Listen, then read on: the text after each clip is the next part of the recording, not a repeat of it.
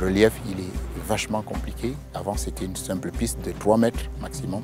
Et aujourd'hui, il faut la rendre à une chaussée terrassée de 10 mètres à peu près.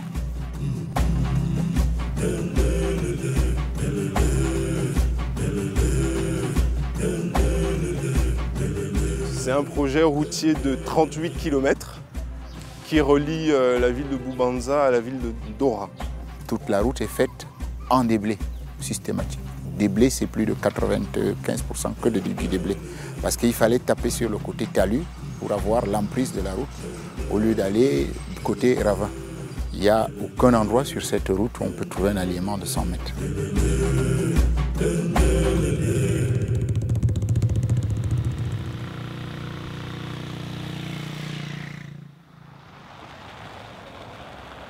Ce chantier, comme tous les chantiers en général au Burundi, quand on arrive, on est obligé généralement de reprendre complètement l'étude. En fait, ils avaient fait un levé topographique, ils avaient fait un plan. Bon, on n'est pas très sûr que ce levé a été fait comme il fallait. Donc nous, qu'est-ce qu'on a fait? On a repris complètement le levé du terrain naturel. Et sur la base de ce levé, on a repassé le projet prévu initialement dessus. Et on s'est rendu compte en fait que les quantités des terrassements passaient du simple au quadruple, quoi. Donc ça, et forcément l'enveloppe financière devait augmenter.